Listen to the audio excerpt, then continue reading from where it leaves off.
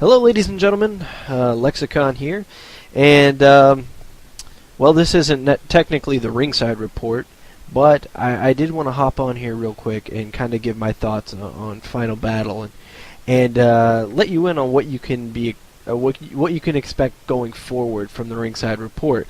Now, again, we left TWR Network, and we left TWR Network because the schedules that we have just won't allow us to do a regular weekly show like we were doing every Friday night on TWRnetwork.com. But we still want to continue on with Ringside Report.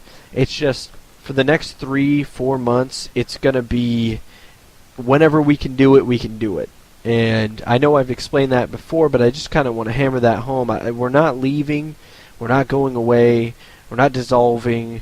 We're not branching off to other shows.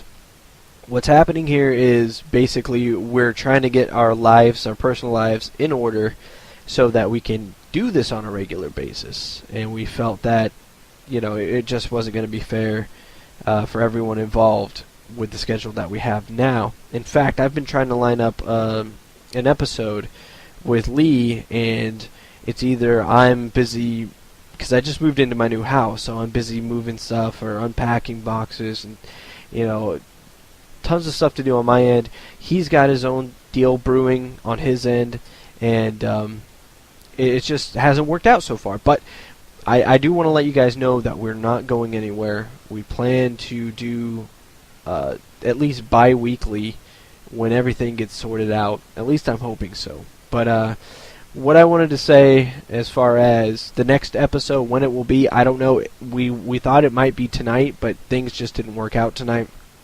And tonight is Sunday, December 30th. And instead, I'm going to hop on here and do this real quick. We will discuss all the stuff that's going on in Ring of Honor, the Top Prospects tournament making a comeback, which I'm really excited about because I loved it on HDNet. We'll be talking about rumors of who's coming to ROH, who's leaving, all the injury updates we can. We'll be talking about all that when we return. But for now, let's talk about Final Battle. Now, Final Battle it was December 16th, which was a Sunday, which is weird. But I was moving that week, and I had to switch my internet. And so I said, okay, well, we'll end the internet service at the apartment, which is my old place, on the 13th. And, yeah, go to the castle. So I said, okay, we'll end internet on the 13th at the apartment. We'll switch it over to the house on the 13th, and we'll be set up. This was with AT&T. So AT&T comes out, and they say, oh, well, there's this conduit underground that has to go across the street, and we can't go across there because it's blocked with cement and we have to fix it and this and that. So they bring someone out to fix it, which is the week after that. So 4 days later, someone comes out and fixes it. And then I call them back and say, okay, it's fixed. Can you guys come out, hook this all up? And AT&T says, yeah, we can get someone out on the 31st. Mind you, I haven't been without internet for 2-3 days in the last 5 years. And now they're telling me you're going to have to wait 2 weeks for it. And also, they're telling me I'm going to have to pay for that 2 weeks as well. So I looked into another charter internet service, and I went from 6 download speed to 30 download speed. So I'm working on a faster internet now. Hopefully that'll improve show quality, the sound quality, and the connection that we have on Skype when we do the show. So hopefully that works out for the best. But I do have internet now, and it's working fine so far. So hopefully we can get those shows going quickly. So Final Battle. I obviously couldn't watch it until I got internet. So I watched the first half the day I got internet, which was Christmas Eve, actually. So I watched the first half and hit intermission. And I said, okay, I'm going to save it because I got to go do family stuff. And I hope everybody had a wonderful Christmas. I certainly did. It was a good Christmas. Great gifts, great company. And, I'm thankful for what, the family I have. And even, the stuff that I got was really cool. So you can't turn that down. But I didn't get to watch the second half of Final Battle till I think it was yesterday that I watched the second half. And overall, my thoughts on Final Battle 2012 are kind of, I guess, semi-disappointed. I was actually expecting a little more from Final Battle and Ring of Honor. The card coming into it looked great, and none of the matches disappointed. Not that I remember, but overall, the overall feeling of it was just kind of like another pay-per-view, whereas past Final Battles really felt like they were on a different level. So, it was what it was, but let's go match by match now. And I know a lot of people were upset with Roderick Strong and Michael Elgin opening Final Battle. I don't mind it. This was probably like the second match that I was looking forward to the most, maybe the third match. And honestly, it deserved to be in a higher spot, but once you saw the ending of this match, you realize, okay, that makes sense that it went on first. It involved Truth Martini. It was it wasn't a clean win for Roderick Strong. Roderick Strong was put over, kinda, and I think we all agree that Michael Elgin should be making his way up. Although, Roddy got a lot of cheers, and I think Roddy is a guy that still has a lot in the tank, and you could do a lot with. But I don't know what direction they want to go with him right now. It just seemed like a way to break apart the House of Truth for good.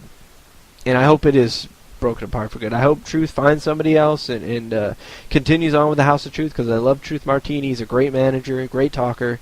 But as far as the House of Truth and these guys, they should be done. And Elgin versus Roderick Strong is going to happen again somewhere down the line, and it should, because this match wasn't the best that they can do. I know that much.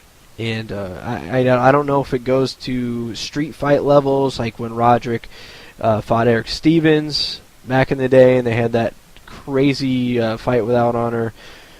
But it's got to go somewhere from here, and I don't see Elgin moving forward until he can beat Roderick Strong. Jay Lethal defeated Rhino. And Lethal's coming out, and he's doing his whole gimmick about, I was screwed by Ring of Honor, disrespected, my family was disrespected, I want a shot at Kevin Steen, I want to fight the champion tonight no matter what. This was a pretty good match and everything like that, but the match was secondary to what happened before and after. And Scum, basically Carino was on the mic. And by the way, that's another thing, the announce team. They were supposed to have a new color guy going. Didn't know who it was. Supposed to be a mystery guy. And then we see, I think his name is Chris Seltzer. He was back on. He was on TV and everything. Caleb Seltzer. He was on the... And by the way, I like Caleb. I don't know if I like Caleb and Kevin together, but I definitely like Caleb, and I think they could work him in somehow. He definitely knows his stuff, and except for one thing, and I got one gripe with him on this pay-per-view. He was calling a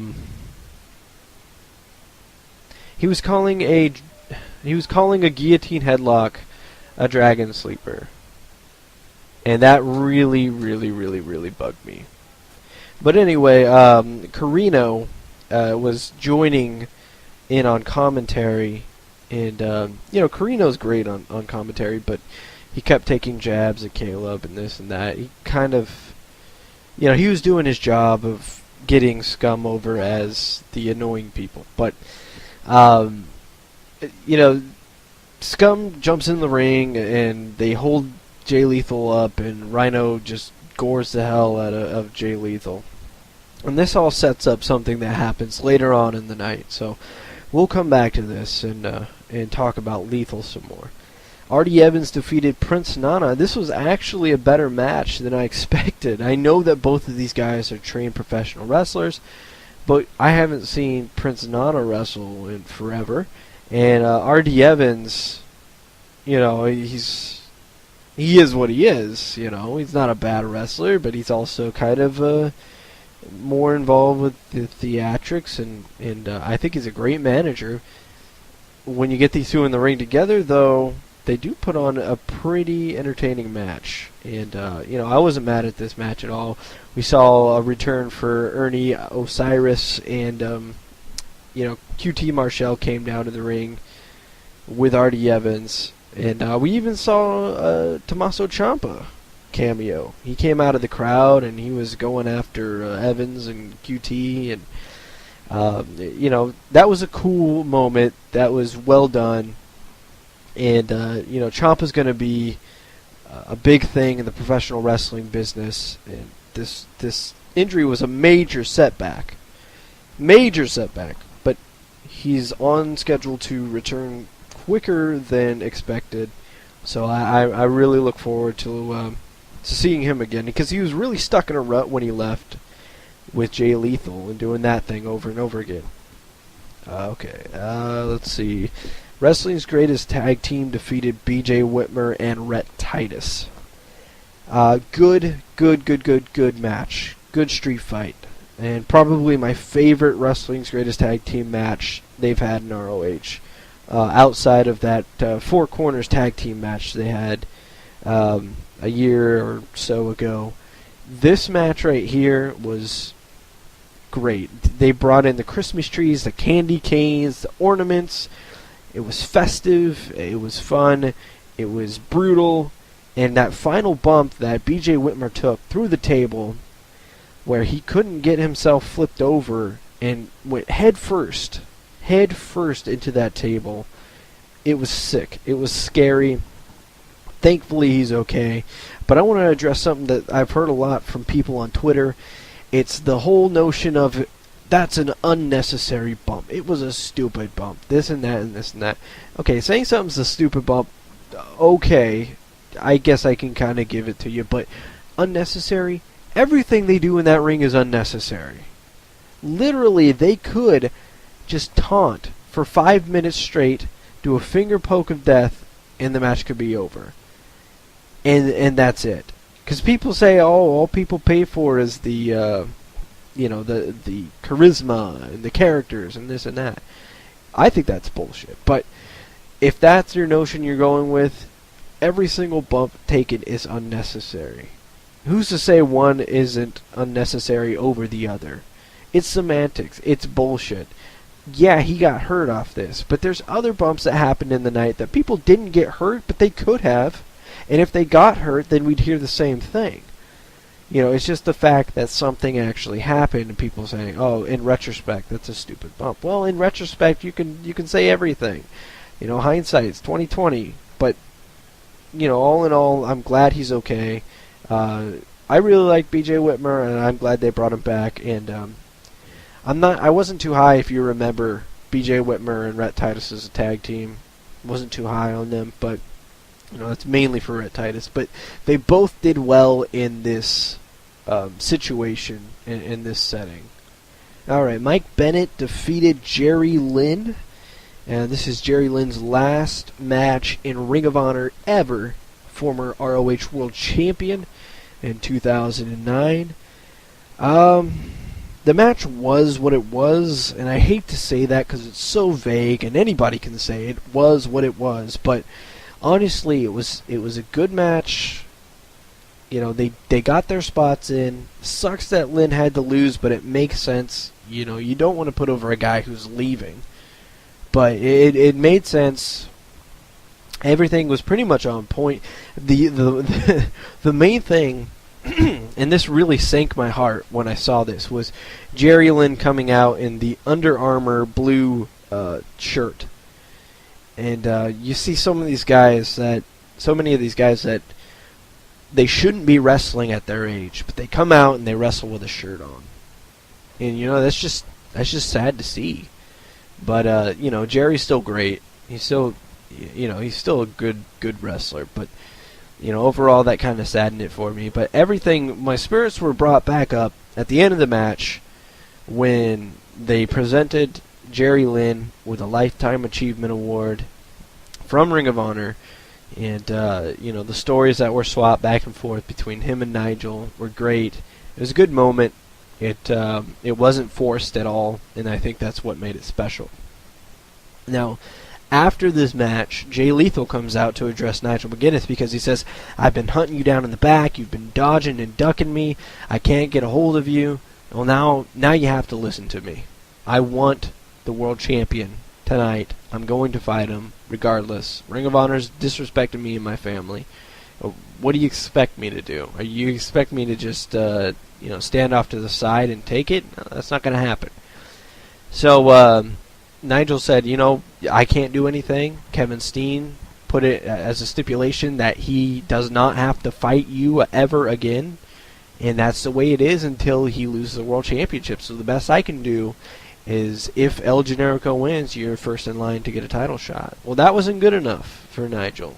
Nigel said, "ROH spit on me and my family, so what I'm going to do is spit on you." And he actually spit on Nigel McGuinness, and then Nigel lost it, and we almost had a brawl break out there, but Nigel was restrained by security.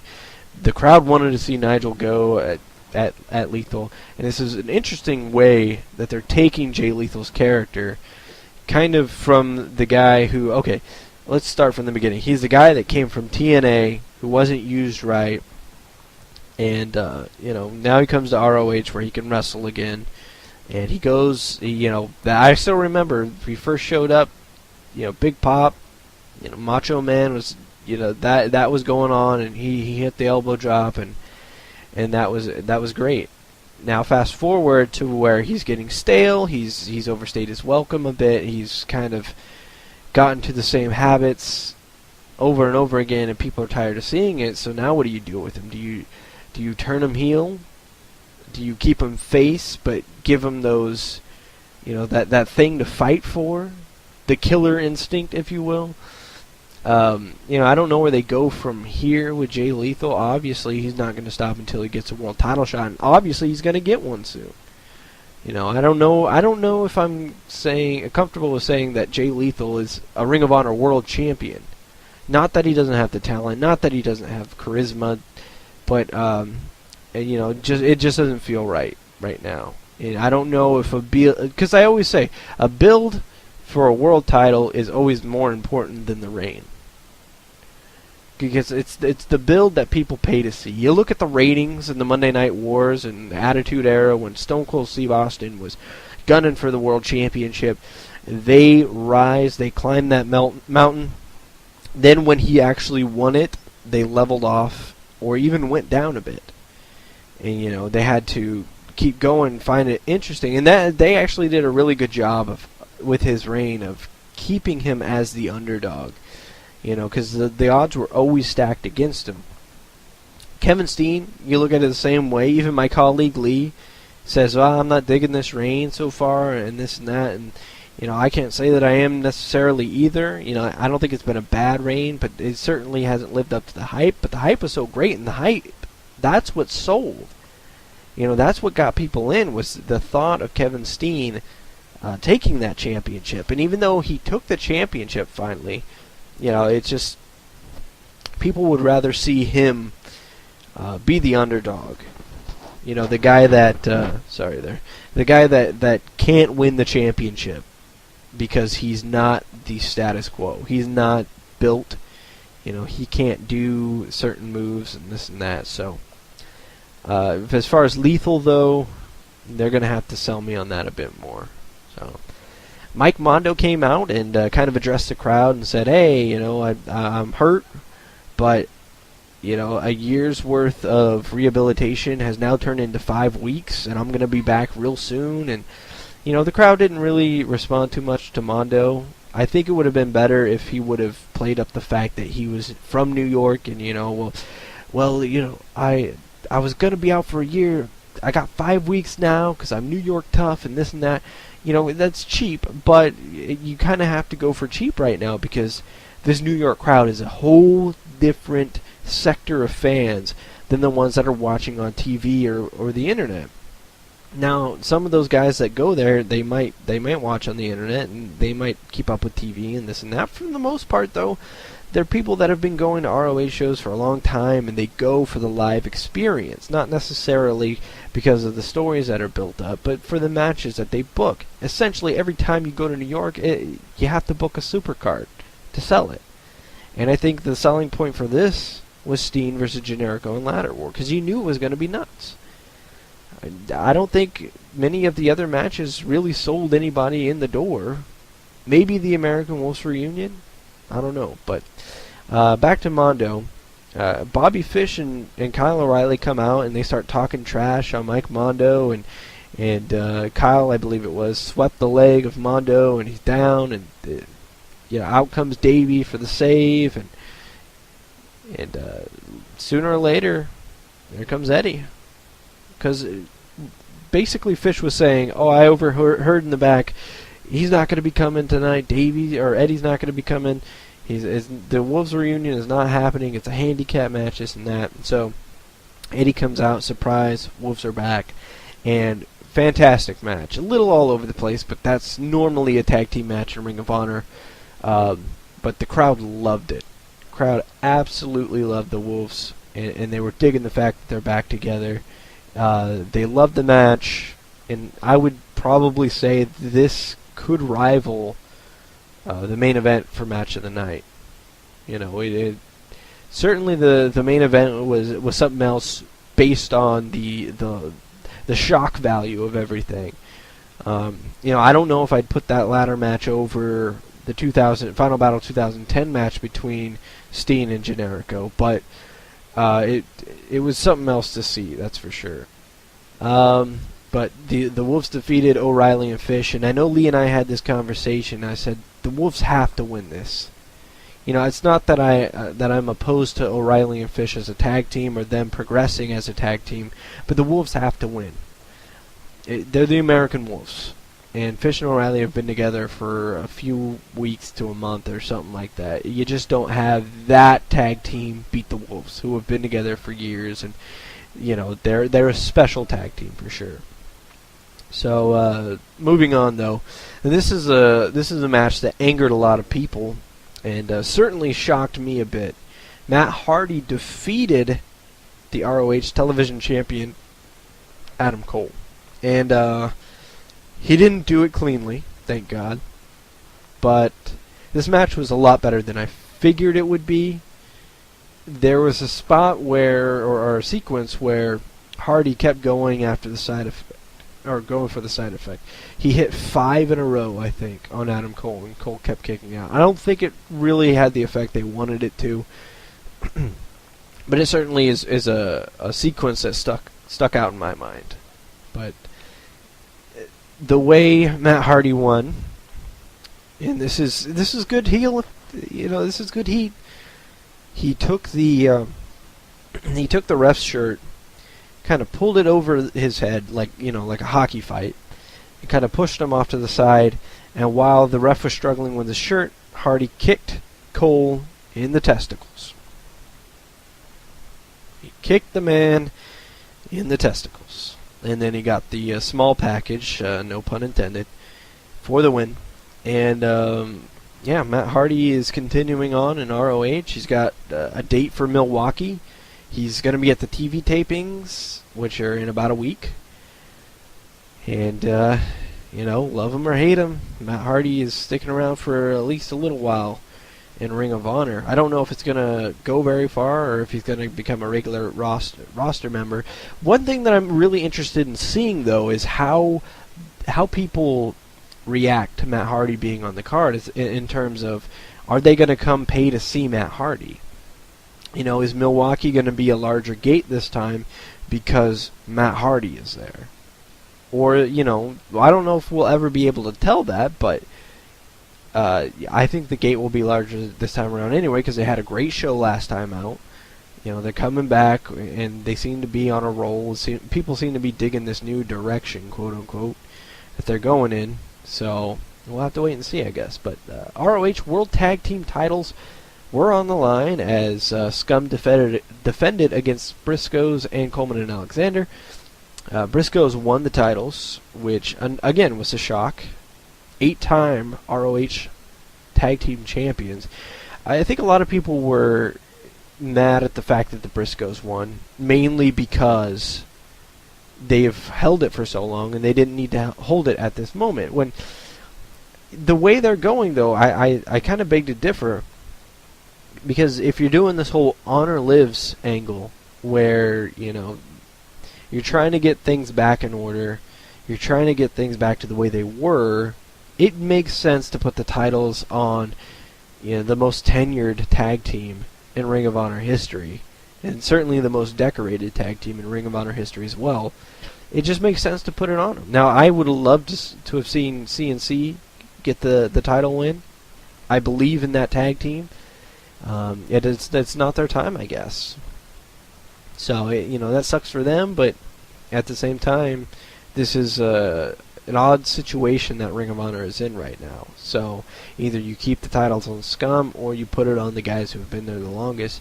CNC will get their day, though. I believe they will win the championship sooner or later. I don't know if the Briscoes were meant to be a transitional tag team, but they could very well drop those titles at the TV tapings coming up in a week here. So look out for that, because CNC has a title shot now against the Briscoes.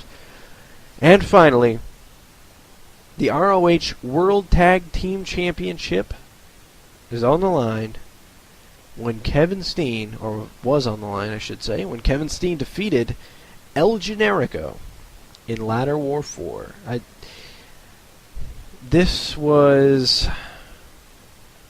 It took a little while to get into, and then you started seeing these suplexes on the ladders, and all in all, it was good. It wasn't spectacular, though. It's not one of those matches that I'm gonna say, oh, when I look at my top 5 in Ring of Honor, that's up there.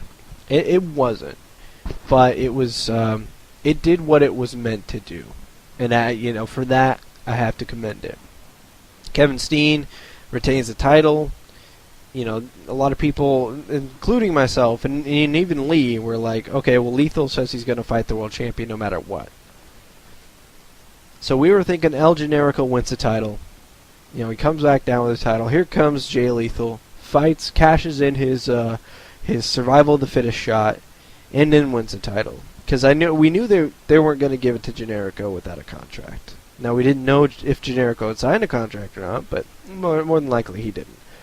So, Kevin Steen keeping the championship, while it's not going to light the world on fire or anything like that, it's certainly going to build the prestige of the ROH World Title a bit more. And now you look to who's in line next. Who gets the next shot? Who's that guy that can really make a run at the title? Is it Elgin? Is it Roddy again? We know that Davey and Eddie are both in tag division now. Do you take someone out of the tag division like Jay Briscoe? I know Lee has been talking about Jay Briscoe, wanting him to be a world champion sooner than later. Do you go with Adam Cole? There's a lot of options to go with. And I expect to see some transitional guys until probably around Best in the World. That's my guess. It's not that ROH will only switch the title at Best in the World. It's just, typically that's what you build up to. So we'll have to wait and see with that, I guess. But there was a crazy bump in that match where they had 2 ladders standing in the ring, and they wedged a broken ladder, which was in 2 pieces. They wedged one part of the ladder.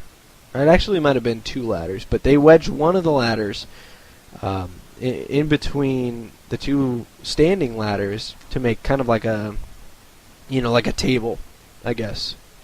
And then they wedged another one up above that. So you've got 2 standing ladders with 2 flat ladders wedged in between, and it was a kind of a scary moment up there when they were kind of trying to keep their balance, and the crowd's chanting, "Please don't die! Please don't die!" By the way, crowd was pretty good. I guess it was capacity crowd in Hammerstein, but basically, Package Pile Driver performed on these ladders. Great looking spot, and they really put it all out there. for that. And I heard that El Generico did get hurt from this match. I don't know if it was from this match, but it certainly didn't help. But he got hurt and he couldn't make the PWG show, DDT4. So, Final Battle overall, it did have its moments. It did have those moments of, okay, this is going to lead to something else. It did show us something, but for some reason it was just like, huh. And maybe it was because I watched it on delay a week and a half or 2 weeks after. That could be part of the problem too. But overall, it was just really in the middle for me, I guess. I wouldn't say it was a bad pay-per-view. In fact, I'd recommend you ordering it now. And by the way, Ring of Honor went with a new streaming company for this, and the stream looked fantastic. This was, of course, I saw it on replay, so I don't know how it looked during, but the replay looked fantastic. They still need to work on the camera shots, but they were able to get instant replays up without any audio issues. They were able to put the little promo vids up before each match without any problems, really. And so you're starting to see the evolution of Ring of Honor. You're starting to see them get it down, and that's really exciting for everyone that's been watching since day one, this Sinclair product. And we can only hope it'll get better from here. It was only a matter of time. It can only get better from here. Hopefully. If it got worse, they'd probably be going out of business. So, but that's it for Final Battle. Wow, I haven't done this in a while. I can tell because my voice is starting to go already. But I want to thank you guys for listening to this short little review of Final Battle. I know it wasn't too in depth or whatever. It's kind of weird not having my partner here, Lee, to help me out and go through this. But we will get together soon, and we will have the next episode of Ringside Report out for you guys to listen to and download and all that good stuff. And in the meantime, you can always go to our Facebook page. Just search The Ringside Report on Facebook, and you'll find us in there. Ask to be added to the group, and I'll add you in. It's a closed group, but it's also a very it's a very fun group to be a part of, so check that out. Also, you can follow us on Twitter at Ringside Podcast. You'll get updates about when we're going live, kind of our thoughts on different things, and Lee and I will both be tweeting from that profile, so check that out. Again, that's at Ringside Podcast. Check us out on iTunes, of course, The Ringside Report. And we have a YouTube as well. That's Ringside Report TWR. And if you need to get a hold of us, email us at ringsidereporttwr@gmail.com.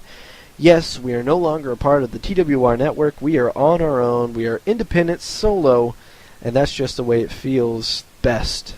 To me, at least. I can't speak for Lee. I'm not speaking for Lee, I'm speaking for me. It feels good to be independent, kind of do things on your own terms, and all that good stuff. So I want to thank, again, everyone for listening to this, and stay tuned. Check the Facebook and the Twitter to see when we're going to be recording next, or just wait in iTunes. It'll show up eventually. So for myself, in my brand new house here in Red Bluff, California, good night, folks.